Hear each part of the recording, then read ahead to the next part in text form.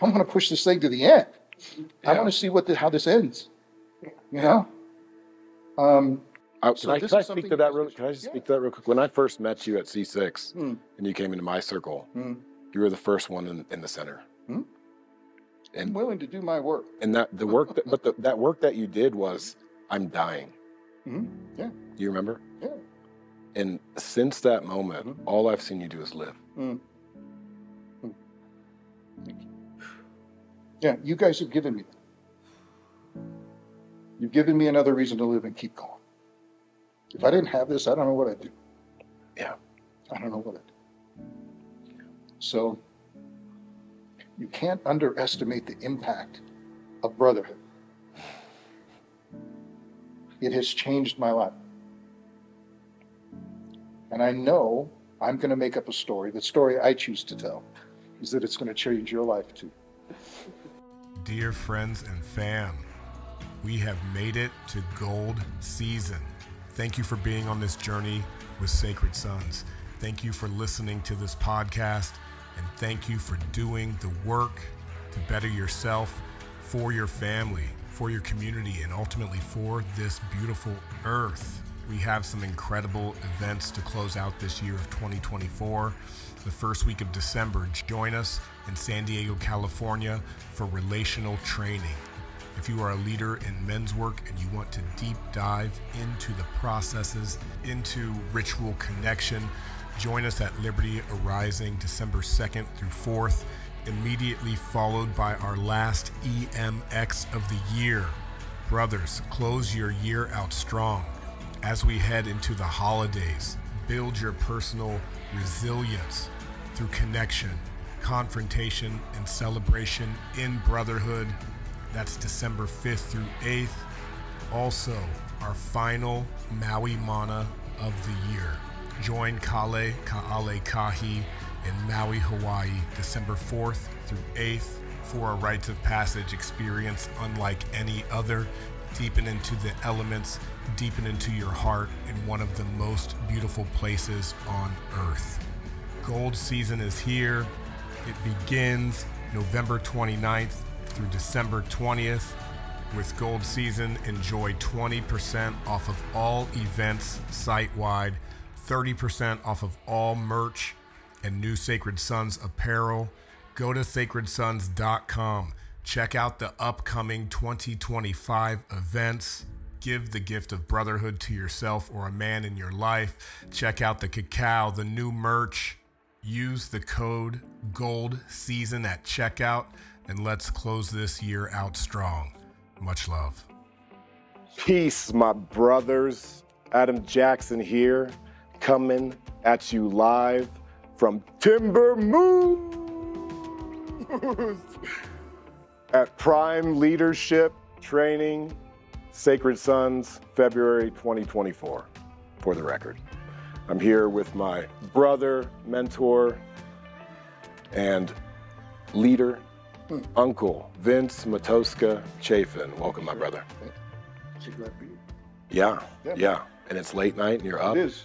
Yeah. I'm way past my bedtime. You definitely passed your bedtime. Past my bedtime. Yeah, for sure.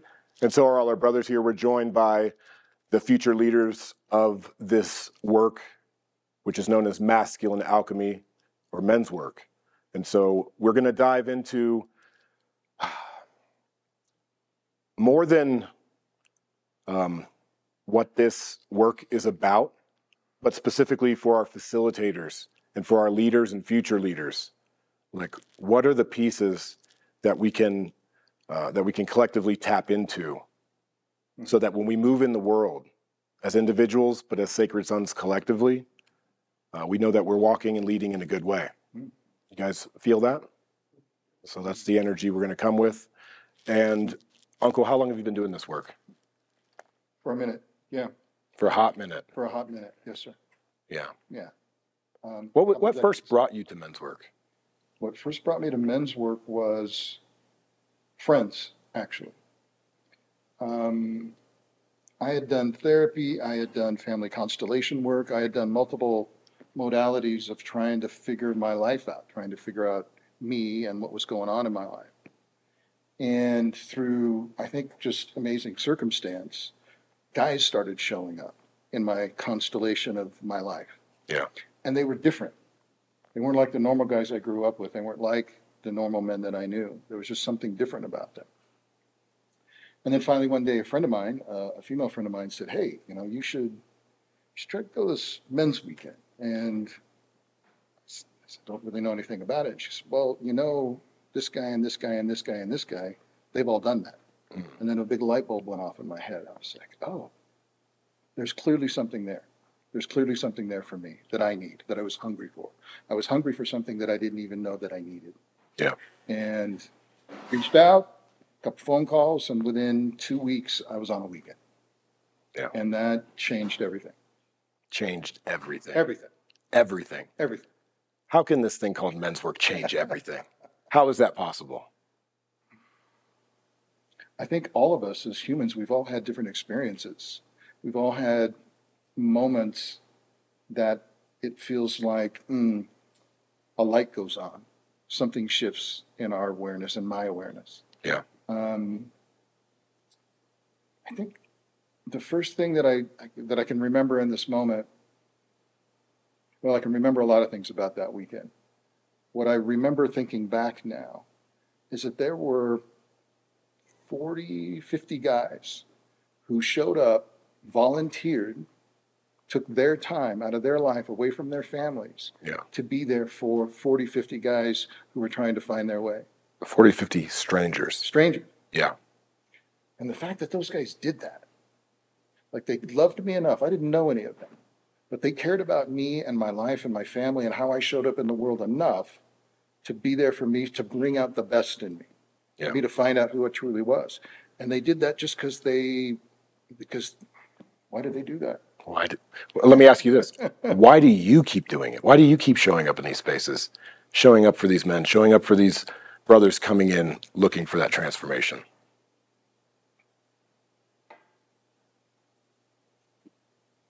I do it because I believe in you. I do it because I believe in you. I believe in me. I believe that I can be better, that we can be better. We can do better. I believe that us doing this together helps tear away the things that keep my soul from being its highest self. To get that stuff out of the way, my soul came into this place, and I believe your soul came into this world for some unimaginable calling. But my ego and my life and my human experience put all this shit in the way. And what I want to do is help you get that out of the way. Yeah. So you can be exactly who you were born to be, what you were born to be. Because your medicine is necessary. Your medicine is necessary. My medicine is necessary in this world. And if I'm playing small, Carl Jung said, he had this folksy little saying. He would say, we all walk around in shoes too small for us. And I believe that's true. We all walk around in shoes too small for us. And that what I think he meant by that is we play small as humans. We don't really know how vast and amazing we truly are and how vast and amazing we could be. Yeah. What I hear there is we put ourselves in boxes. Yep. You guys understand what that means? Putting ourselves in boxes. We create our own limitations about what we believe this life has to offer us. And I find this work burns those boxes. Not only thinking outside the box, behaving, acting outside the box, burning the box. Do you guys feel that when you're here? Do you feel outside of the confines of your quote unquote normal life? Yeah. And so for me, I don't know if it's for me. I don't know if it's burning the box as much as, you know, I don't know if you guys have heard the saying, right? We all are inside of a cage that we put ourselves in, and we're the one holding the key. Right? So these weekends are an opportunity to go, oh shit, I'm in this box. And I didn't know I was in the box. And now you get to choose. I get to choose. You get to choose. Do I want to stay there, or do I want to get out of it? Do I want to do something else? It's your choice. Right? I pray that on every one of these weekends, that men come out with a different story about themselves, a different story about the world, a different story about who they can be, and a feeling of like, I can make a difference, and I can be in service to something larger than myself. Yeah. Because it's not about just you, it's about who can you serve, what community can you serve, how can you take care of your family. Already, several of you have already gotten messages just from the work that you've done this weekend. There's already been a shift in your family, and like the phones ring. You're here, they're 500, 1,000 miles away, and what you're doing here is already having an impact out there. Already. Just by you going, taking a little bit deeper look at yourself, and by peeling away some of these stories and these layers and this BS that we cover ourselves in. Yeah. That I cover myself in. What was your story? What was your story coming out? For sure, number one, not good enough. I'm not smart enough. I'm not articulate enough. Not enough education. Not built right. Not an athlete. Not a scholar. Nothing. Like, it was my story, there was absolutely nothing good about it. Nothing. I had nothing positive to add. I was a musician, and I could play, and I could do stuff. But I had all kinds of shit that I had piled upon myself, which, again, kept me from not only being in service on a much greater level, but it kept me from letting love in. It kept me from loving. And I was destroying relationship after relationship after relationship because I didn't see what everybody else could see in me. Like, my friends were going, "Oh, you're amazing," and the women in my life would love you, and you're amazing, and you're beautiful. And I would go home at night and go, "No, I don't even belong on the earth. I shouldn't even be here." And so that discord between how I was perceived and how I was perceiving myself created all kinds of havoc. And I see that all the time, everywhere, every one of these weekends, that disconnect. And you're bringing up story, and it's not only the changing of the stories that happens here, it's like the relating of the stories. I get so much medicine by relating to each and every one of your stories, no matter where you are on your journey. It's that seeing that, like, I'm not the only one going through it. I'm not the only one who has that experience that brings us out of that place of, I don't want to be here. I forget who the philosopher was, but there was a philosopher who said, nothing human is foreign to me. I take that to mean there's no experience that you could have that I don't resonate with on some level. In fact, that might already have had a very close experience with. So we're all part of this crazy human project, right? There's very little difference between us, quite frankly. How we look a little bit on the outside, where we come from, maybe our family of origin, what country we come from, but our human experience. I mean, I've done these weekends all over the world. It's the same. It's the same. What's the common thread? Connection. Men feeling not worthy, number one core wound. I'm not good enough. I'm not worthy. And then finish that sentence to a million different things. Such a hunger to belong. And then out of that, what am I here for, and what's my purpose? So a huge part of this is trying to find out why you're here. What is your mission? What is your purpose? What is your soul's calling? What is the unique gift that you have to give to the world? Because you all have one. Several of them, actually. And, like, what is in the way of you bringing that out? Because if you bring yours out, then the person next to you might bring theirs out. And if you can all shine brightly, so can I. And imagine what kind of world we could create if we were all truly living in this amazing gift that we have, that we can offer them. I absolutely believe it can be different. We have so much potency within us. My God. What else is the same?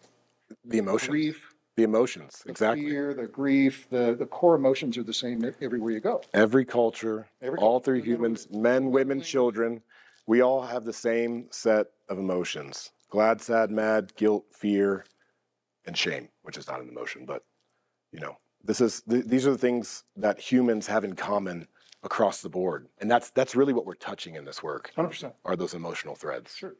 Yeah. Behind the stories. Behind the story. Yeah. And what supports the story. So who would I be if I told a different story about myself? Who could I be if I let go of some of those narratives that I've been telling that aren't serving me, and if I rewrote a brand new story? Once you're past 20, 30 years old, there's no reason to continue to talk about what happened when you're 0 to 10. Like, how is that even relevant anymore? who are you to be? Who are you here to become? Not who you were, not what happened. What are you going to bring forward in the world? What is your potential? That's the gold. That's the gift. And sometimes to move forward, we have to go back and take a look. So yeah, there's two kind of different ways to approach this stuff, right? From a therapeutic standpoint, when we're diving in, it's traditional to identify the trauma, and we go back and we find what that was, and the what's and the whys, and try to identify that, and then figure out a way to try to bring some healing to that, so that then we can get that out of the way, or at least befriend it, or use it as an ally for us to get where we want to go. That's a more kind of a therapeutic thing. Where am I? What happened? Go back, figure it out, go forward. From a more coaching standpoint, where am I at right now? Where do I want to go? And what's in between that? Is it a story? Is it a belief? Is it lack of resources? What is that between where I'm at now and where I want to go? We don't spend any time going back. So each one of us needs a particular different tweak on the dial to get to that place. Yep. Sometimes we got to go back. We got to do that dig in the dirt. And sometimes it's about, you know what, bro? Let's put that down. It's not serving you anymore. Let's figure out a way to go forward. And what do you need to do that? And what resources do you need? Do you need a brotherhood? Do you need more education? What do you need to get there? And that's a little bit different strategy. Yeah. And so we're here to talk about leadership. Yes. Leadership in our community comes in all kinds of ways. Mm-hmm. We got my man Brick Bain behind the cameras on the socials. We got my man Koa making delicious Loco Moco. We've got my man Kunal in the outreach and others. There's many ways to lead. 100%. In terms of this work, give me a definition of leadership. The willingness to either take or accept responsibility, period. Next part of that is, and to take and or be held accountable for that. Willingness to either accept or take on responsibility. Most leaders step forward and accept responsibility. That's what leadership is. I agree to do X. Which then gets to the next part, which is why most people don't want to step into leadership, because they don't want to be accountable. Yeah. They don't want to hold themselves or each other accountable. The responsibility is too much. They have fear around the responsibility because they think freedom lies without responsibility. But what they don't understand is you don't get freedom unless you take on responsibility. That's where the freedom comes in. Yeah. If you accept your load, accept your responsibility, bingo, the world is yours. If you continue to avoid it, good luck. I wish you well. You said a big word earlier, which was ego. And this came up earlier in the container. What I wanted to ask you is, how do we keep the ego out of the leadership here? Because there's like the tendencies to want to be seen. You know, you guys know what I'm talking about?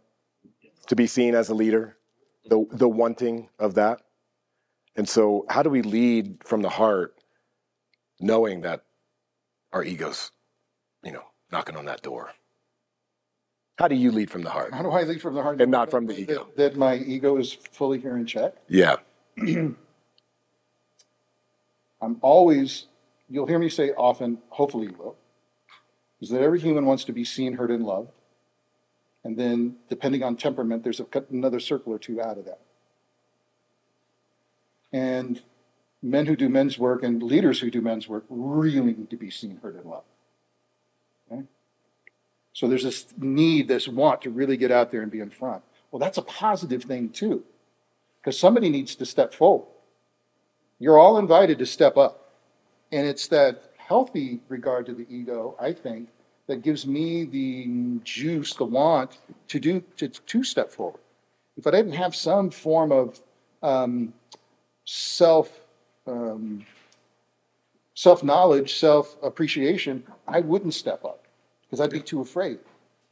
So you got to hold that ego in one hand and know that I got that. And what actually is being called forth in this moment? Is it me? Is it Adam? Is it Jason? Who is the one?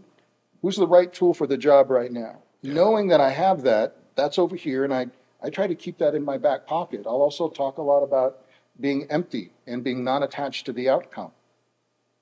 If I can keep my ego in check and keep the larger picture of what's wanting to emerge right here, right now in this moment, and who's the best one, or what, either who's the best one, or what is the best thing that needs to happen right now to serve what's emerging in this moment.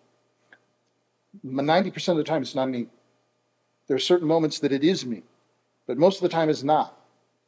Or I can say a word or push a little button to get the next thing to go. And you need a healthy ego to step into leadership. You got to believe in yourself. You got to have self-confidence. A healthy ego. Healthy ego, which means I know I have the desire to be the guy, and I'm also part of a team. So I want to play ball here. You can't play, no team is good with just one person.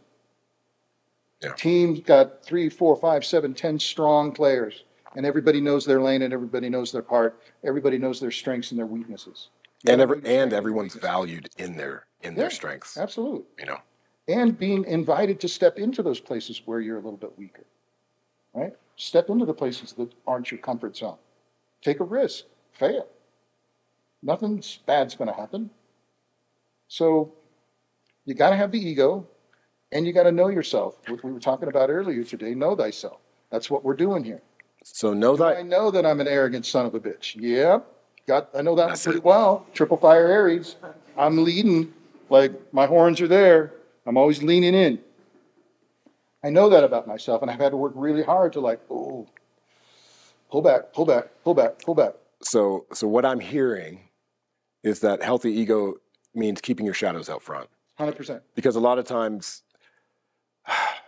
people like to lead with what they're great at, with what they get the most kind of admiration for. And what you're calling in is to keep those shadows out front in the awareness, and sometimes to even, be checked in that. For sure. I mean, when you're first starting out, you're going to make mistakes, and you need to lean out. You need to take risks. At some point, hopefully you'll maturate to a place of, okay, well, I get my moment, and then I'm going to step back and make sure that there's plenty of space for others. Let them have their moment. Because Sasha might be the right tool for the job, right? So I need to create space because I'm trusting what's coming through in the ethers and through what I would call the spirits and the medicine. It's not always me. I'm hearing and I'm listening, and I'm constantly looking, who's the right person right now? What's the right thing that's going to move this? Who needs to be where? And that's why I talk about trying to be empty. If I'm empty, then I can listen. If my cup is full, if I already know everything, as they said that great line in Avatar, it's hard to fill a cup that's already full. So I try to come into these spaces, even though, I have training and I have experience and I know what to do. I try to come in really empty. Yeah. Because I know what to do, but I don't really know what's supposed to happen. Because we've never been here before. We've never been together before. So I'm not attached to what happens. I'm attached to if I'm attached to anything, what am I attached to? I'm attached to your emotional freedom. I'm attached to you letting yourself off the hook. I'm attached to you finding a way to love yourself. That's what I care most about. And if whoever helps you with that, that's the medicine. Yeah, that's the medicine. Yeah. Brotherhood is the medicine. I feel like more so than facilitating men's work, we're facilitating connection. I've kind of moved through my use of the word healing in a lot of this. And it's like what we're doing is facilitating connection. Brotherhood is the medicine. Connection is the cure.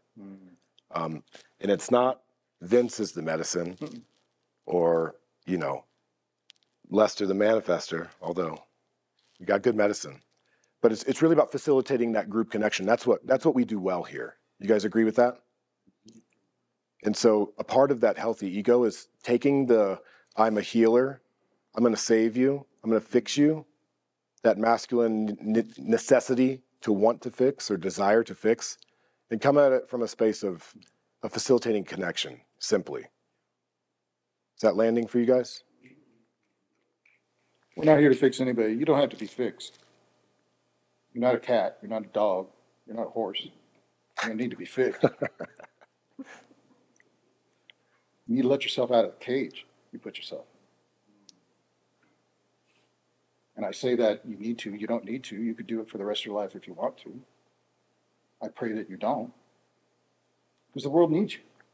That's And where I I think want that's to what go. we're doing here is we're trying to provide a space for freedom, for emotional, spiritual, physical freedom. And that takes a little bit of work. You got to be willing. You got to be open. You got to try. And a lot of you guys have been trying. You've been working hard. And I think that's what men's work at core is about, is creating that space, that brotherhood, where maybe for the very first time in my life, I can sit with other men. They're not an adversary. They're not a threat. They actually are a brother. They actually care about me. And I actually care about them. Because we're so raised that every man is a threat to me, my family, my partner, my business. What if that wasn't the case? And that's kind of the world we create here. We create a different world here. You said the world needs us. Yes, I think so. Yeah. So let's go there, and then we're going to take some questions. Mm-hmm. You know, there are so-called leaders out in this world. Are they accountable for their actions in our judgment? Largely. Do we feel like our world leaders are accountable for what they've done, for what they are doing? No. And so, yeah, what does a world look like with men who walk with integrity, who can own their mistakes, and ultimately who can be held accountable? Is this a part of creating that world in your... I don't know how it can't not be that. You guys are going to get older. You're going to have families. You're going to, if you don't already, you have jobs. You're going to take you, the new you, out in the world. And that's going to change that. How can it not do that? Yeah, you know, humans are an interesting thing. Nobody likes to talk about it because it's passé. But y'all heard of the 7 deadly sins? Yep. You guys know what that is? Yep. One of those big ones, man, is greed. You know, greed. We want more money. We want more things. And we're so interested. We're such gatherers as humans. You know, we want what we want, and we want it now. You say gatherers, but takers. Takers, gatherers, and takers. And with that, yeah, we've created a little bit of a system that kind of lets that happen. Like I just saw a thing a couple days ago. The Pentagon just did their audit. They can't account for $500 billion. Can you imagine? Can you imagine the IRS knocking on your door and you go, you know, I know I've lost 10, 20, 30. That's cool, right? Like that's never going to happen to us. So we've created a system where it's okay to not be accountable. It's okay to not be in integrity. And that's not the world I live in. That's the world I'm actively working to change. One person at a time, one man at a time, one woman at a time. Stepping up and acting as if my words matter. Saying what I mean and doing exactly what I say. So that there is no disconnect between my intention and the outcome. Those two are in alignment. And if you ask me to do something and I say I'm going to do that, I do that. If you tell me to be somewhere at a certain time, I'm there on time. I honor you and I respect you. If we shake hands on something, that's a guarantee. We've made a promise. I don't renege on my promise. Why? Because I love you and I respect you and I expect the same from you if we make an agreement. We don't do that for some reason. We're not raising young men to do that. Well, here we are. And on these weekends, that's exactly what we're doing. At least that's the story I tell myself. And that's what I choose to believe. I want to bring some clarity to this piece too, because no one's here to save the world. If anything, we're here to save ourselves. And in turn, that is the medicine that is brought to the world. You guys feel that? If anybody has an illusion that Sacred Sons is going to save you or the world, or that you, by some miracle, are going to do something to save the world, like, we can just let go of that. I think we're at a place of maturity to acknowledge that it's not the world that needs saving. It's ourselves. It's our beloveds. It's our children that need our protection. Yeah? Yeah, absolutely. More so than the saving. It's young men go through from about 16, 17 through 25, 26. It's known as the Messianic stage. And that's where we take on the weight of the world, and we're going to challenge the world, and we're going to fix everything that's wrong.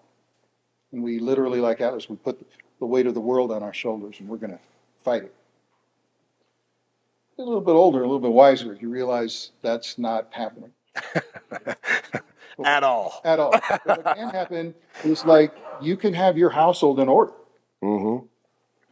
And then if you get your household in order, then you can work really well with your neighbors. And you can get your little neighbors, 2 or 3 neighbors together. And then maybe your block, your neighborhood.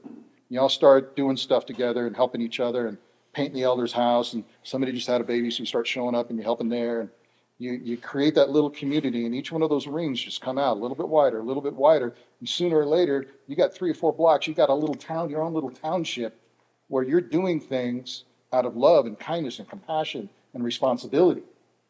Like, you can do that. That's how you change the world. And that ripples out hugely. But you've got to start here, home, and then with your family, your partners, your friends. But it starts here. Get your shit together. Right? Get things in alignment. All right. So, my brothers, as you're relaxing, if any questions are emerging, just put up a hand, and I'll just call on you. We'll take some questions in. And you feel up for that? I would love it. Cool. Jose, did you raise your hand? Yes. Yeah, Jose, bring it. Thank you.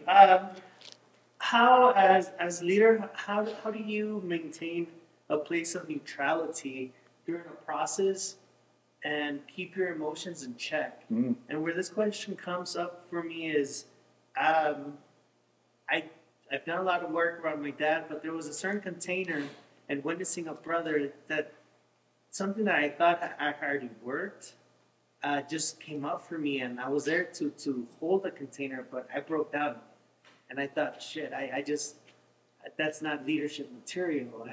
And so I disagree. With the witnessing that happens in the things that you do day to day, how do you remain neutral and composed? So let me verify and clarify. Yes. Okay? What I think I heard you ask was, how do I, as a leader, when working or facilitating, maintain my emotional stability when there's a lot of emotion comes up and there's something that resonates with my personal experience? How do I keep myself together? And you feel, and make sure if I got this right, you feel that if I do let all that come up, somehow that's not good leadership. Did I get the question right? Yeah, the second piece, it was my experience. Yes. Okay. Thank you. How many of you guys were with me on my team at San Diego EMX in December? Right? Do you remember the man we processed down by the creek? Do you remember what I looked like during that process? Were you a mess? I do not filter out my emotions. I do not try to make them go away. In fact, it's quite the opposite. I let them come and flow. That particular man, part of his story was being with finding his father who committed suicide. Yeah. I have a history of dealing with suicidal ideation. That hit me right in the solar plexus. And I cracked. But what did I do? I stayed with him, and I stayed with my emotions, and I held him as I held the container. It would be discordant if all of this emotion is going on. He's falling apart. He's crying. Everybody was crying when they heard that story. And I've got my shit together? Really? How is that possible? That wouldn't be believable, and it wouldn't be authentic. So like you, when I was younger in it, I used to fight that. When I would step out and work with somebody, some of those stories would hit me, and I literally at times would fall to my knees, man. Like, it was hard to hear some of these stories. Horrific things that have happened to people. Yeah. How can you not feel it? How can you not feel the humanity and the pain? I've heard the most horrible, horrific stories you could ever hear. And it just brings up so much compassion and empathy. It's like, all my love wants to come out and fix this and heal it in some way. Like, how can I hold this? Now, when I say hold it, I mean hold the container, hold that space. What I do after a big process like that is I do a quick little walk. And I just kind of cleanse off. Because I used to try to hold it. That's wrong for me. Yeah. There's no holding it. I hold the space, let it flow through, stay empty, let it flow, whatever needs to come. And then when it's done, I wash it off, and I'm right back. Okay? Because this one might be grief, and the next one might be anger. Who knows what the next one's going to be? And I have to be empty. I need to be an empty vessel. But I can't be an empty human. Yeah. I cannot not feel it. And that, to me, when I've seen leaders be in their authentic emotional self, those are the men I love the most. Those are the men I trust the most and I respect the most. Because they're here in real time. They're not somewhere else. Yeah. They're not pretending. I hate pretenders. That's the ego. I need to be seen stoic and strong, like nothing affects me. Yeah, maybe in battle. Sure, I get that. But here, what we're doing, absolutely not. I would even invert that thinking, because in this work, great leaders lead with vulnerability. Mm-hmm. Have you guys ever been in a container where the leader shared something vulnerable and it exuded trust in their leadership by witnessing that vulnerability? Vulnerability in this work is a superpower. In the world is a superpower. In our partnerships is a superpower. And it is not to lead from a messy, non-composed place. Right. But vulnerability with composure is such a powerful place and heart-led space to bring what we're doing from. And I would just say, you did it today. I saw you. When Salvo was going through it, and you shared vulnerably your story that connected to him, you couldn't contain yourself, because you felt that resonance and you shared from an authentic and vulnerable place. And that's what allowed me to see you today. Not because you had your shit together, but because you've been through some real shit. Just add a little tag on the end of that. If I'm standing in front of a man and we're getting ready to process something, and he tells me some horrific story, if I don't emote or react to that, there's going to be a discord in him going like, did you not hear what I just said? I found the gun, Dad's blood all over it, the bones, like, did you not hear me? So there's an element of trust and syncing that me touching your heart and feeling your pain allows now you to trust me. And now you can see you have a fellow traveler here, and you're going to go places that you probably wouldn't go if somebody wasn't able to go there with you. You know, there's a saying we say in this work is, a man won't go anywhere you're not willing to go. I'm willing to go all the way to the bottom. Yeah. All the way. And I've been there many times. In myself, let alone with thousands of men. There's another saying that you can only take a man as deep as you've been. Yep. Same. Yep. And so there's a important follow-up question to this, is how do you connect with a man's story that you have absolutely no experience in? Mm-hmm. Okay, so if you're dealing with something as, horrific or something extremely traumatic that you have not experienced yourself, how could I possibly offer anything? This is a question that I had early on in this work. And I'll give you my answer, but I want to hear what you have to say. Nothing human is foreign to me. Why?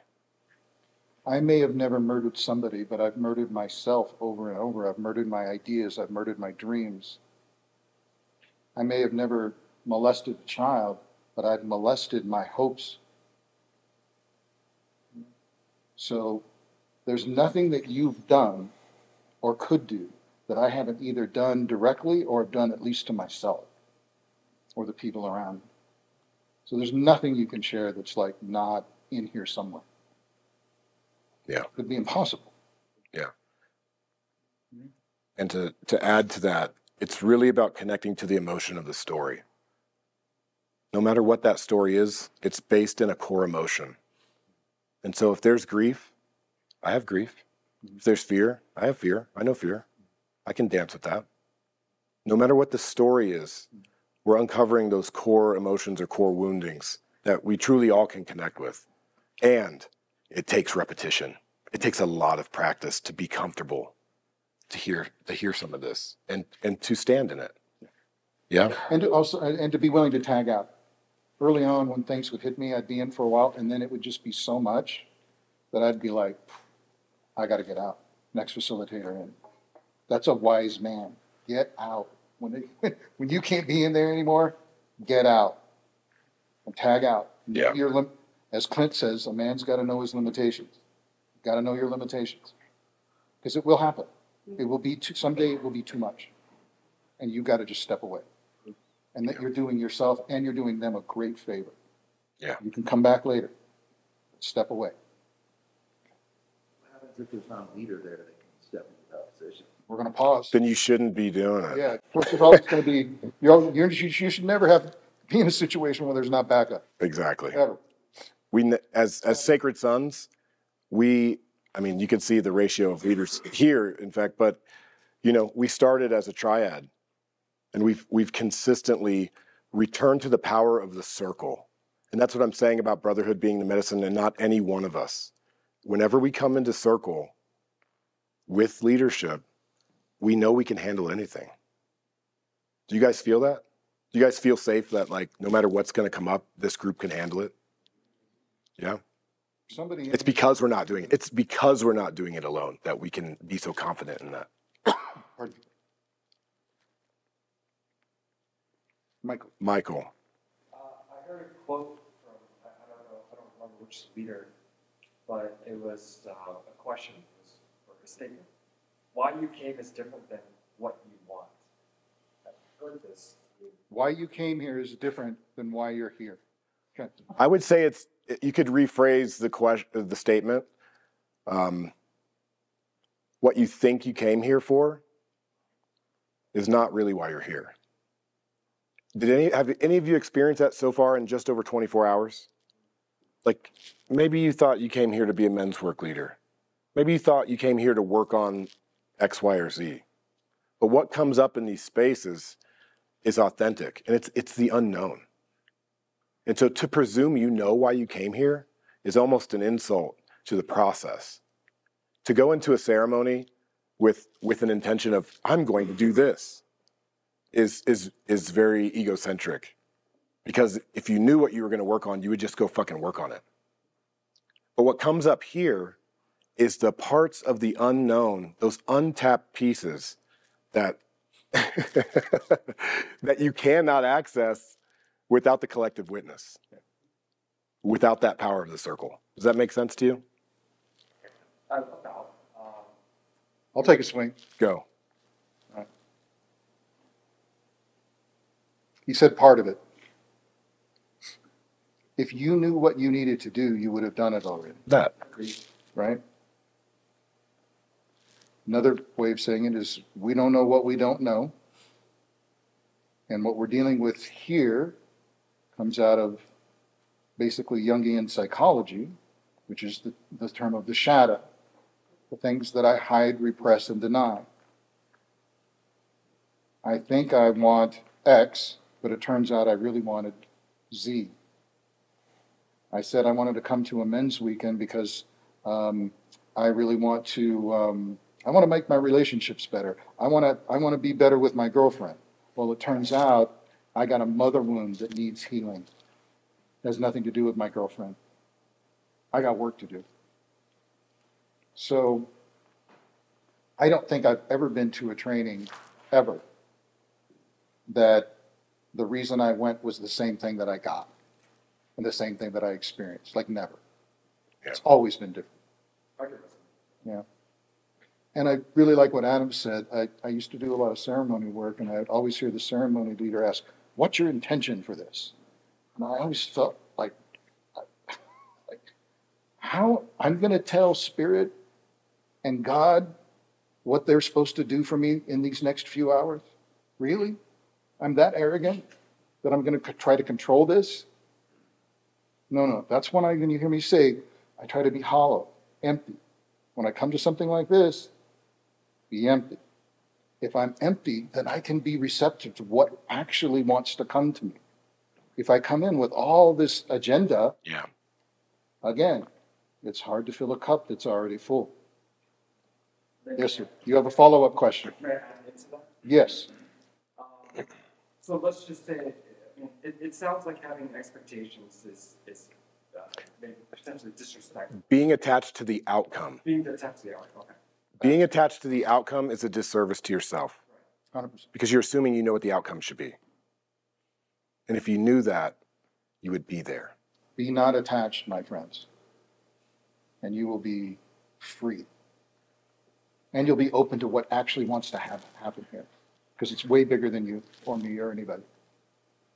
Yeah. Are you done for now? Okay. You're calling. Go ahead. You. Josh. I'm looking for a calibration for the barometer, when to step in. Sometimes I'm sitting back and letting God else do the work for me. Sometimes I'm like being too shy or thinking it's other people's responsibility. Sometimes stepping in for the wrong reasons.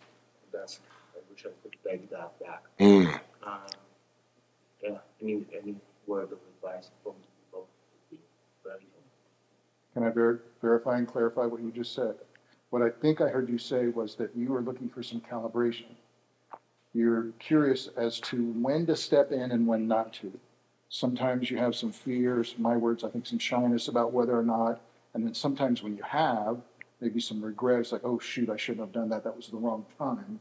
And you're trying to figure out, how do I calibrate, how do I know when the right moment is to step in? Did I get that right?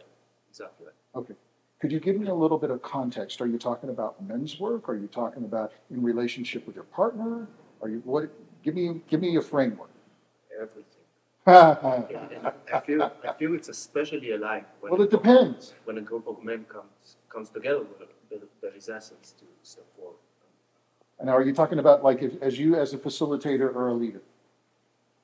Like even with asking a question in this space right now, like should I ask a question or not? Even things like that. Okay. I'll tell you what I learned. My second men's weekend. He was a training. And it was to teach us to kind of unpack what we learned on the first weekend and to give us some skills on how to sit in a men's group. And I didn't know anything. And the guys were just feeding us with a fire hose, basically. Just information. I was overwhelmed. And I still was like, do I belong? This guy's cool. This guy's like, I was really shy and like really insecure. And at some point in time, it was just too much. And I finally just raised my hand. And they paused and I said, you know, I'm overwhelmed. It's too much. What's like the 3 things I need to get out of this training? And when I said that, like 7 other hands went up. Because everybody else was too afraid to say it. And that taught me such a great lesson. I treat this as like a tuning fork. I'm constantly gauging. And if I'm doing that and I'm picking up something in the room, chances are 3, 5, 7, 10 other guys are picking up something in the room too. So if I don't speak it up and bring it presence in here, and they don't present in the room, well then we're missing out on something huge. So I've learned to trust that. And it's never been wrong. Ever. And it was such a valuable lesson. So If there's a runaway grocery cart with a kid at the store going out in the parking lot, you step in, quick, right? If there's a driver that cuts you off in traffic, back off. Take it easy. Don't step in. Right? It's all about context, right? And you learning, because you're a very spiritual guy. That's what I remember about you. And my guess is your vessel is quite attuned. So I would encourage you to trust the messages you're getting and start to act on them. And just see what happens. See what feedback the universe gives you. And you'll know pretty quick, am I in tune or am I not? Because I know a lot of guys who trust their instincts, and they are way out. Wow. Yeah. Not calibrated. What little I know about you, Sasha, and I remember in Colorado, I would trust you. Like if you brought something forward, I'd know that would be coming from a really solid place, in my experience. So I'd invite you to trust yourself and just start to see. See what feedback you get. And that'll tell you right away. Yep, I'm right on it, or no, not quite. Face the fear and do it anyway. That's what we do as men. We face the fear and we do it anyway. Is that helpful? Do you have it? I'm sorry, you have anything? You know, a part of my edge is not taking over. Not just saying, fuck it, I'm going to do it all myself. That's like a big edge for me in my life. And so knowing that and checking myself and honestly, like, there was a moment today I stepped in where I was literally sitting down like, these guys got it. I don't have anything to offer here. And a question was posed to the group. And I felt in my gut, like, I have something to offer that may be of value. And I hope I hope it was received in that way. And that's a knowing yourself type of a thing. Is it a value add? Or is it like a boost to the, look what I know? Like, is the brother or the group gaining from what I have to offer? And the only way you can really know that is through the repetitions. The other thing is that we train for this. We are literally passing the ball between leaders. Like you said earlier, knowing when not only to step in, but knowing when to step out and pass the ball. So when you train with us, with Sacred Sons, you're going to be in triads. You're going to be in groups where you have the opportunity to literally have those openings for you to step in. As leaders, we have side conversations. Who's going to facilitate this? Who's got that? Who's got this? So preparation is a massive part of that as well. When you're shooting off the hip or you're coming from instinct, I don't know if that's coming from a place of preparation. I think that comes from a place of mind. And so training in that, and then trusting the men that you're leading alongside of. I think that's the biggest piece. If you have the trust of your team, when you step in, and like that's how I feel. Because these men trust me, when I step in, I feel supported to bring the value add. You know what I mean? And that encouragement is everything. And even after all these years, I'll still go to Jay. Hey, was that okay? I'll still check in with him. Like, how did that land for you? And that check-in is a part of the practice of knowing myself and getting that reflection in real time.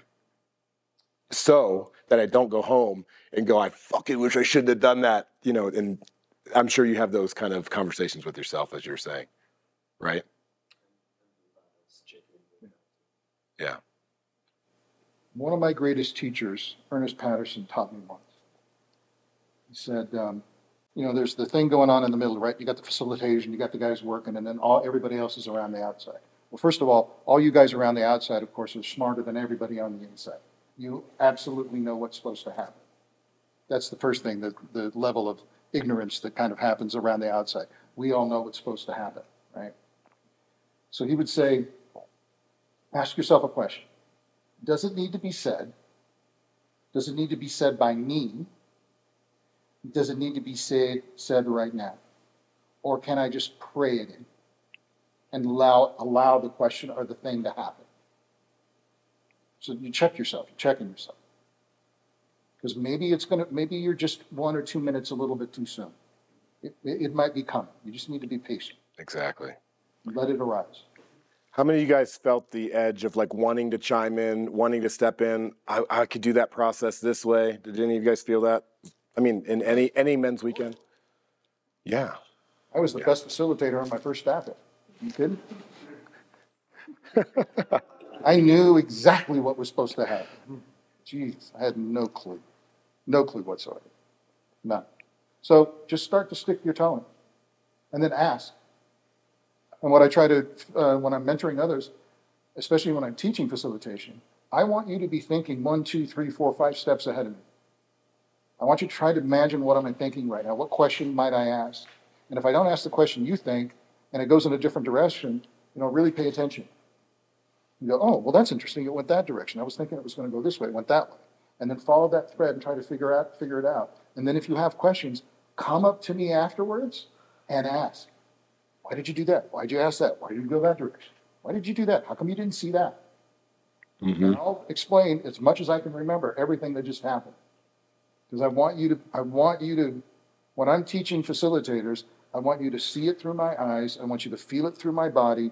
I want you to be in me so that you see and hear it and feel it the way I do. Not that I know something more than you, but so that you can be the benefit of the thousands of people who have trained me. Because they're all here working through me. And so if you can do that, then you're going to embody it, and then you're going to do it your way. Yeah.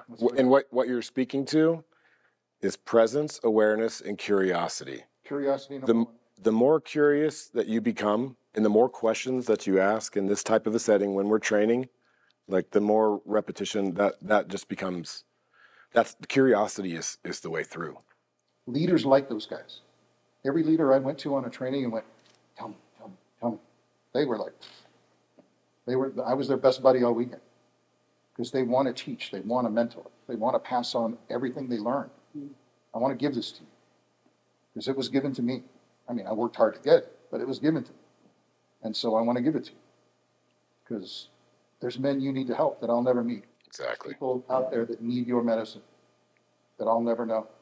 But my teachers will eventually come through me to you, and those teachers will help those people. So please come and ask. Yeah. Salvo. Question is for both of you. What are some most impactful things for you that you got from men's work through years that got you maybe through those dark nights of the soul? What are some of the pieces of men's work that got us through our personal dark nights of the soul?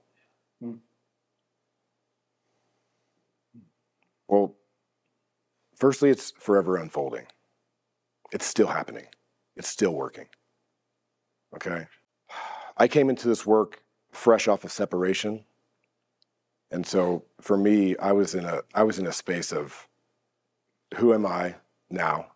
Who am I outside of this relationship? Who am I as someone who is divorced and co-parenting and lost in that? And to receive support from brothers, maybe who had gone through it before me, but certainly who could just see me and witness me in that, is something that my dad didn't have when he was going through a divorce, or my brother didn't have, and most men didn't have. And for me, to be able to have that as a resource, it's invaluable. And so the thing that helped me through it is the same thing we're talking about. It's simply the connection. Being connected continually to this day, allows me to get through my own shit. The shit never stops. It gets less and less in ways, but there's always going to be peaks and valleys. And listen, and I love when you talk about you need about 5 guys to walk you to your grave. Because we're all headed there, aren't we? And so this brotherhood, the culture that we're creating, for me, it's more meaningful than the simple moments of of work. But it's like the culture of actually having fulfilling relationships with men that I admire, that I trust. You know, this is an experience in life that it is invaluable to have real brothers.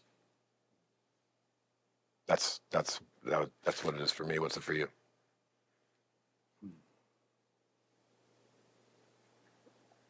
I have access to about, at this point, 50,000 plus men worldwide. Phone numbers, addresses, emails.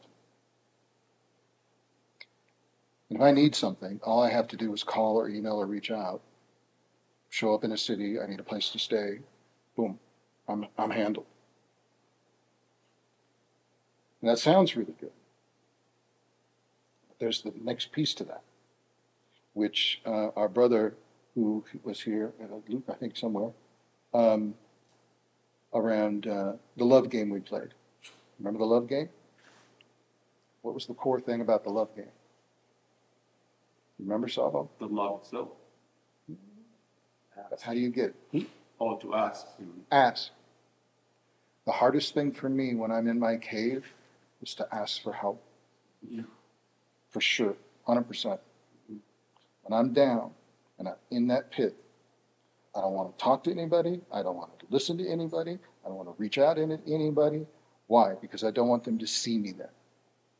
Because I feel hurt and I feel broken and I'm ashamed. I don't want you to know that about me. So I'd rather stay in the pit and suffer than to pick up the phone and say, I need help. I'm in the pit again. Or I'm getting close. Or I can feel myself starting to go. What I have now is I have that core. I have those 5, 6 guys. I'll give this to George Durrani, amazing, amazing leader and within and outside of the Mankind Project. And we had some time together, and he said, Vince, your main thing, and he was using this metaphorically, but he was really speaking to a very deep thing. He said, your main goal in this men's work is to find the 5 or 6 men who are going to carry you to your grave and who are going to tell your son the story of you, who you really are. Because I can tell you right now, I love my son, and my son has been here in these containers. He does not know me at all. Not really. He doesn't know me as well as you guys do. He doesn't know me as well as those 50,000 men do.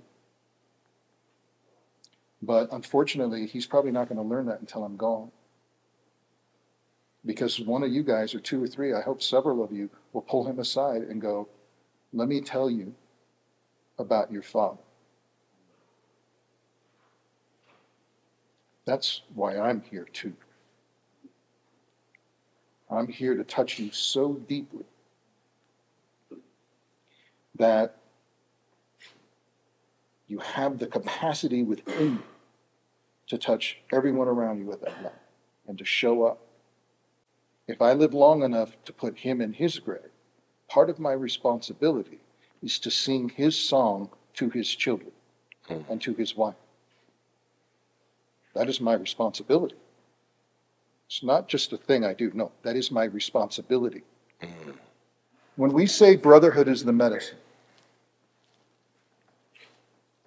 that's not just words. When I first got in this work, my closest friends were all women. Why? Same as yours. Duh. But over time that shifted. My best friends are all men. I have very few women friends. My friends are men. And I can rely on those men.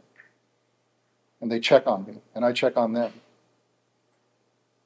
But there's a responsibility, again, when you start to go into that cave, it's incumbent upon me to reach out and ask for help.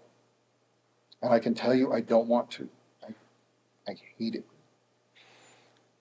I'm scared. I'm ashamed. I'm lonely. And I don't want anyone to ever see me in that place. No one. But what's the alternative? If I don't reach out and I go all the way to the bottom and I check out and one of you guys find, hey, I haven't heard from Uncle in a week, 2, 3 weeks. Somebody needs to go up and check on it. and you come up and you find me there, what kind of impact is that going to have? Let me tell you, there's many times I want to. But it's incumbent upon me to think about the unintended impact of that action. Especially, why in God's name could I even think about it when there's so many men who love me? And I still fight to push that away. So part of you going into your dark night of the soul, you need to do that. That's part of your hero's journey. We all have to face our dragons. And yes, we have to face our dragons alone. But you don't have to face it without a brother and without support. I can't slay your dragons for you, but I goddamn well sure will show up and be there with you. Okay? As well these other men. Because we all have them. There's no man here who doesn't know what you're talking about. Okay? So it's incumbent upon us to reach out. When you're scared and you're alone and you don't want to face what you're going to have to face, you need to reach out. And you need to ask for what you need. Because you don't have to do it alone. That's probably the biggest thing that I've learned in this work. I have another perspective on the question too. It's like, what's been the most impactful part of this work? It's actually not the work itself. It's the ability to take it home. Yep. It's the ability to go home and be present with my beloved, with my children. I train here so that I can actually show up for it. You know, I used to run. You know, the fight, flight, and freeze. Mm-hmm. I was a runner. When the emotions got big in relationship, I'm fucking out. Like, I'm not going to stand in this. And now I stand in it. Now I face it. You know, so the biggest impact is actually not even what happened on the weekend, but how it applied to my life when I got home. How I get to pass it on to those that are around me. You know what I'm saying by that? Because if it stays here, what fucking use is that to anyone? If it stays in a closed container, I think the value of it diminishes quickly.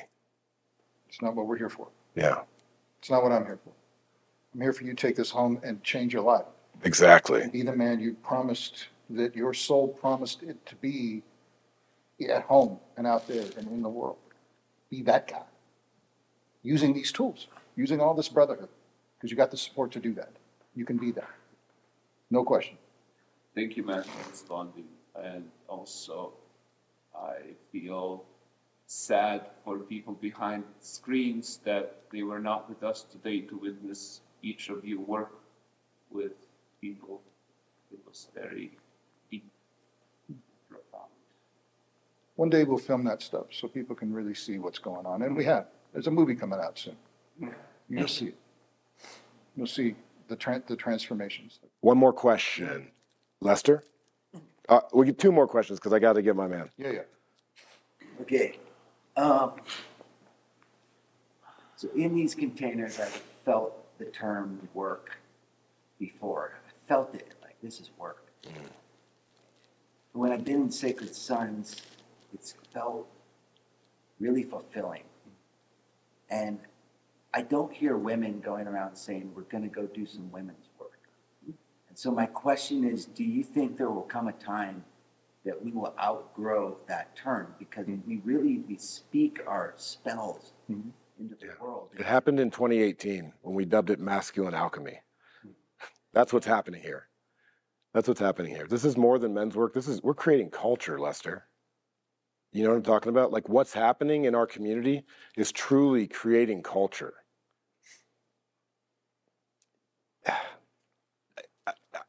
I feel the same way about that word. I don't associate what we're doing with necessarily work, although it was named by that from people who came before us. I see it as masculine alchemy. I see it as creating culture, a new culture amongst men. A culture of, like, if we do this right, what could happen is the culture of what it means to be a man on planet Earth. It could look very different within our lifetime. And with that, there's a lot of work to do. Yeah, it fits. and it doesn't. So yeah, thank you. I'll tell you my experience coming from MKP, where it's men's work. It's always been known as that. I've felt like that too. And it's good. No, it's good. I'm not dissing anything in any way, shape, or form. For me, coming here and doing this here, it's way more fun. It's way more playful. There's way more room for possibilities and allowing what wants to emerge to be here. Because of the fact that we're a little less structured. We have a little less formalized format. We have a format, but it's not written in stone, where that is. And there's a lot of reasons for that. Here, for me, something opened up where I could access and bring different parts of myself online that there wasn't a space for that. And that's really fun for me. So it's not, when I show up here, this has never worked for me, ever. Like, this is just a continuation of what I do in my garden, what I do at home. I just move, I just pack my car and I come here and I do this thing and then I go back and I do that thing. It's exactly the same. I love doing this and it just pumps me up. Yeah. Because for me, allowing for the unseen and the mystery, allowing for what wants to actually emerge, allows me personally to access all of me. Like, all of me is welcome here. We say that in containers, but for me, it never really felt true. It never felt really true. And I pushed the envelope on several weekends over there that, yeah. Here, it's like, yeah, bring whatever. And in these moments where the magic is happening, like, I can feel everything coming on. Like, there's no filter in any way. And there's a sense of, wow, I trust what's happening. Like, this is really fucking real for me. And with the fact that we get to play and we do tug of war and we're jumping over ropes and we're doing all kinds of crazy shit, I want that. I want more of that. Can't do that, but here we can. And that's me. And it keeps evolving. Like 5 weekends ago, we didn't do tug of war. Now we do tug of war. And that's like the best for me. That's like, I love it. And we started it in the best possible way in Scotland. Of all places, tug of war in Scotland with 150 men. And it was like the highlight of the weekend. Exactly. Crazy.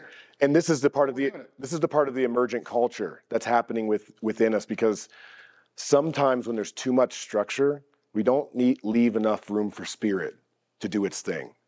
And so that's why the sacred is in Sacred Sons. That's how we keep it sacred, by leaving room for spirit to do its thing. And so sometimes that spirit tells us, hey, it's time to evolve. It's time to emerge. It's time to like stop doing the old thing because it worked for a time, and to be really present with what's happening and what's working right here, right now. I love that term emergence. And I'm going to use that a little bit more. I hate to sound too foofy. A lot of this stuff is just, the languaging is horrible. That I hear from a lot of young guys. It's like, yeah, no, it's too airy. There's no earth, there's no rocks. But emergence, like we're doing this masculine alchemy emerging thing, yeah. Let's dive into that. I'm going head first into that. I mean, come on. Like, where are you going to go as when I came here, so 3 years ago, I'm 59, so 56, and step in a ring, never train, never do anything, and box, right? And get my noggin knocked, and then do a piece of work that I'd never touched before. But how were you going into the fight? Because I remember you being like, why are we doing this boxing? I don't want any part of this. This is not it. So my initial Sacred Son's response was, fuck you guys. We're like, put the gloves on, Vince. I don't know what you're doing. Whatever's going on over there is insane. I don't know what the hell's going on.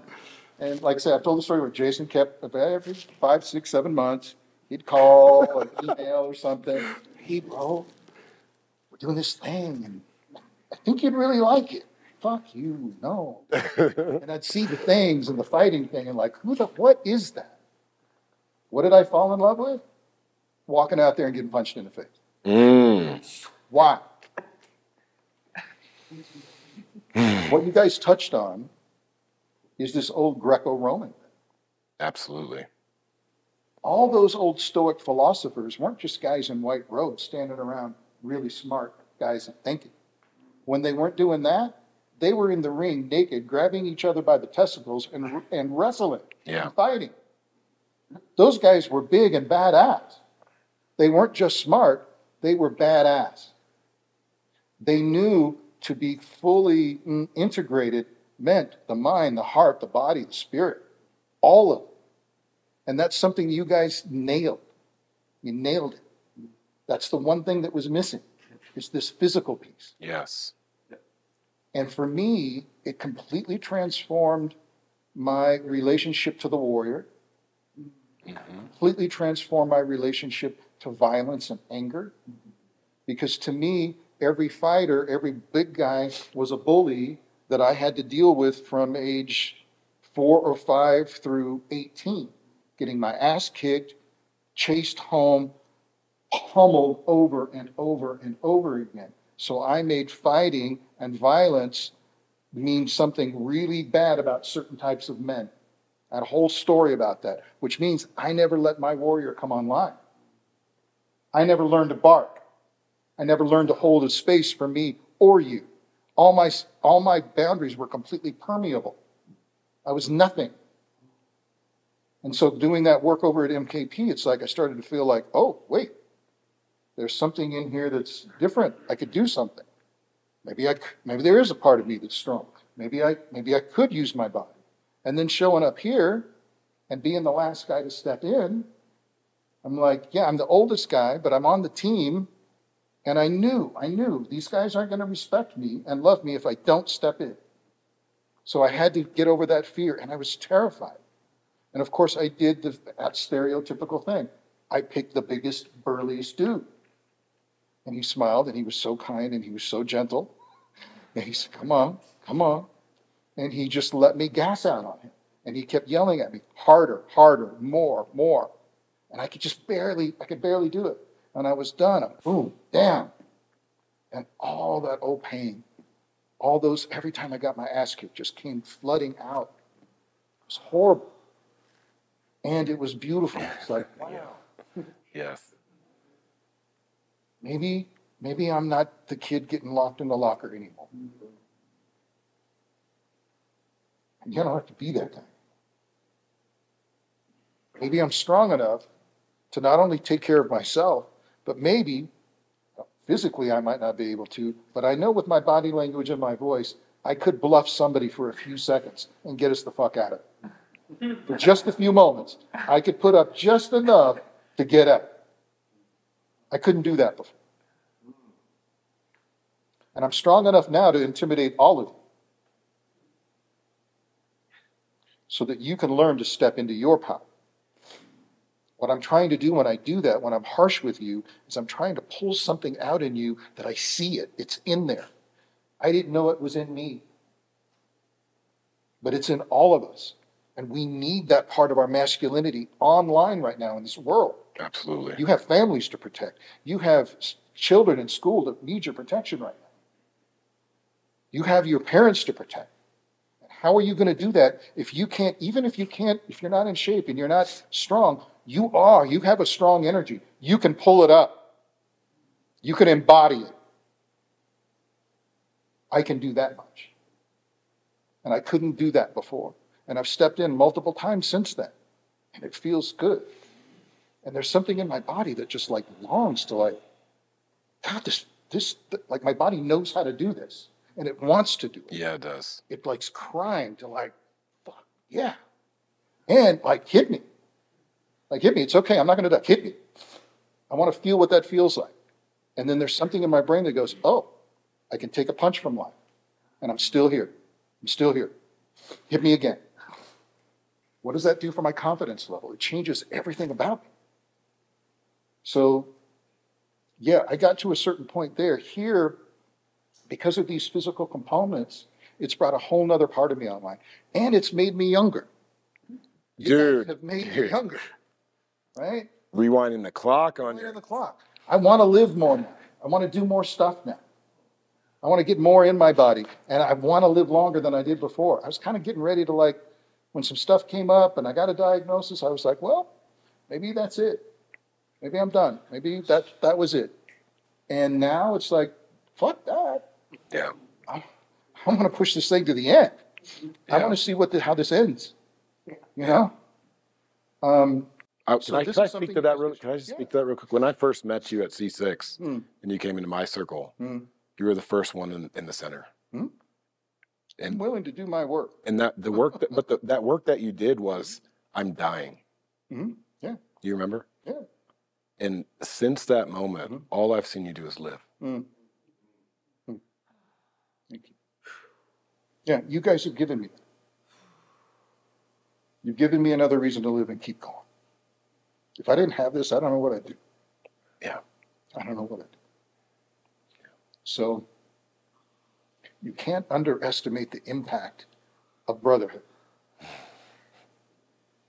It has changed my life.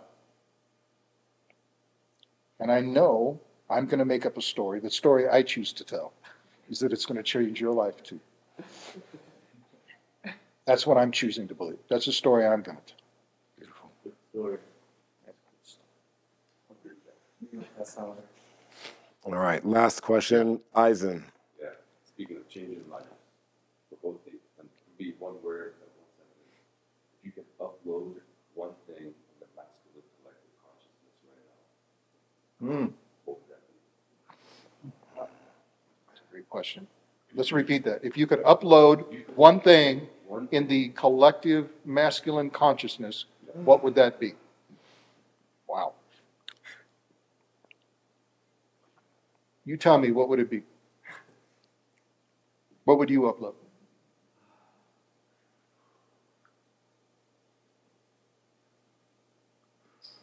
That they are intrinsically worthy. That men are intrinsically worthy? Yeah.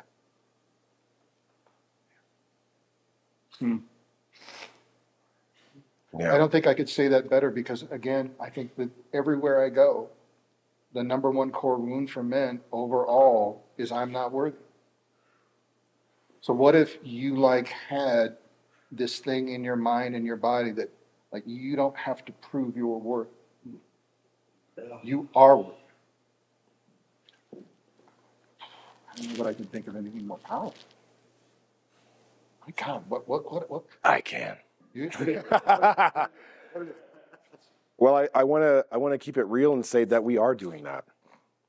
Not only in these small circles, but the ripples that this work creates, the photographs that we put out, the hundreds of thousands of people that witness this work is uploading love into the consciousness of men. It is happening. And so we say connecting men to their hearts. That's a part of this mission. And so what we're uploading is get out of your head and get into your heart. For too long, men have been stuck in their heads. We've been trained. We've been industrialized. And we don't have to choose that anymore. And so I think we are actually uploading it. I think you are. I see you doing it. And what I see you uploading is love. Yeah, if you were Neo and you're getting plugged in, right? You sat down in the chair and that data upload, I'd sure want worthiness in there. I would want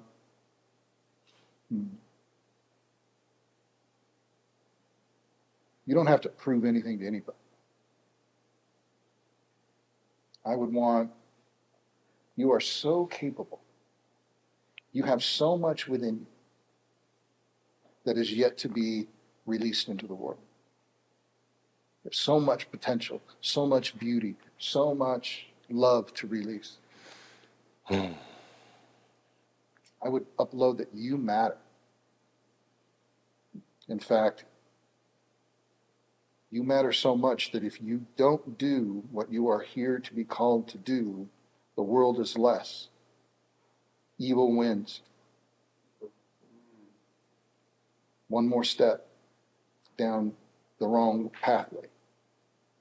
If you do bring yourself online, if you do manifest everything you hear, my God, what could we be? And I agree with Adam. We are doing that. I mean, that's happening. Thank God Sacred Sons came along at a time with social media. Because that has been an extraordinary vehicle. In the olden days, men's trainings and men's work was meant to be kept secret. It was done because that's what was done in indigenous cultures, is that men's initiations were done away from everyone. No one knew what they were. And so when the boys returned, whatever boys lived, came back to the village, they came back as men. And no one was supposed to see those sacred rites. Another thing, besides grabbing a hold of that Greco-Roman thing, is that now you're going, hey, let's show what's going on. Now, do we show everything? No. But we show enough so that you go, I don't know, like when I first started, I don't know what that is, but I want some of it. Right? So there's no doubt whatsoever that the culture around certainly, and look at all the different other organizations that are popping up now. You see it popping up all over. Everywhere. All these guys starting their own men's thing, right? That happened because of this. Yeah, other organizations were out there. MKP was out there. But they're still they're still kind of below the radar, if you will. In the old way, if you will. And here we're going, yes, there's a thing. And let's show. We have a vehicle to show. Guys need to see what they could possibly get. And women need to see. And the women need to see this. Oh my God. Do you know how many women have told me this? Like, I used to see men online in a certain way. You guys are familiar with toxic masculinity. But now what they imagine is a bunch of men holding one man up. Because they've seen that image over and over. And my children have seen that image. And when my children say, Daddy, what are you going to go do? I'm going to Sacred Sons. That's the image they hold. That men raise each other up in this world. And that is another story that we're telling. Could we talk just could we close on that a little bit? Can we tell a little bit about, or is that about what? C9? Can we please? All right, here we go. The big drop, the big announcement. Can we please? Yes. So for many years, we've known that it was going in this direction. The messaging specifically that I got is that the men were not ready, and to get the men ready. To get the men ready for the remembrance, for the return to family, the return to village. And so for this year at Convergence 9, Convergence is our annual gathering of hundreds of men.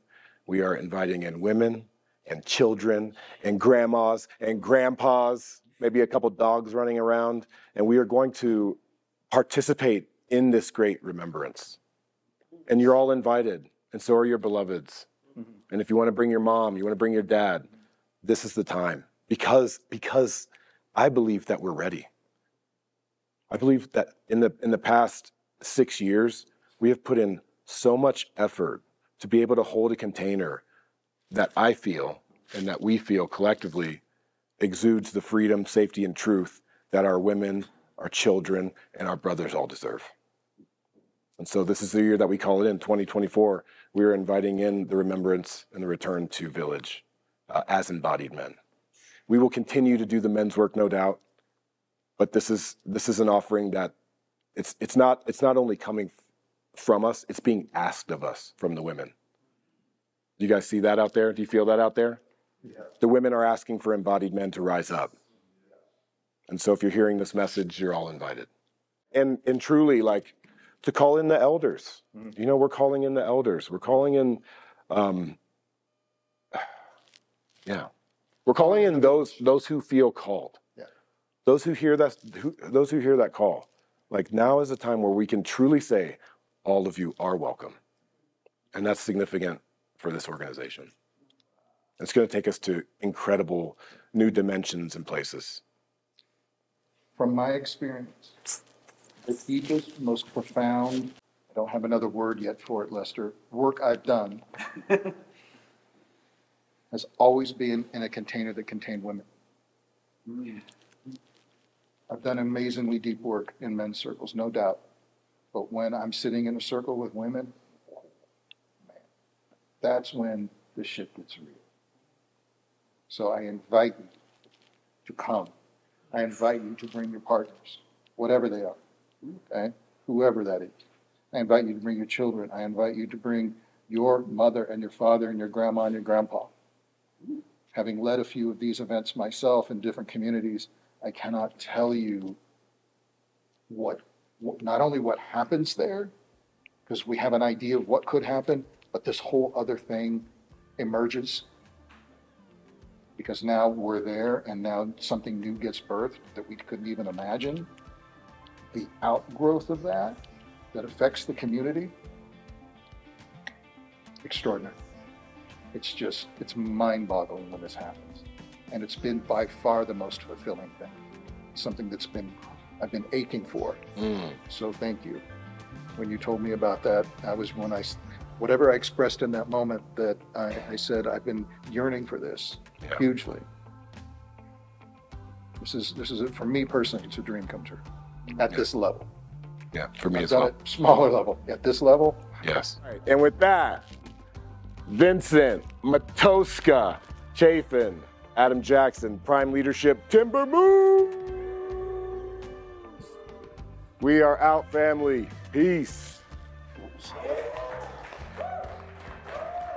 That's good. That's good. Thank you. Love you, man. Yeah, I love you, man.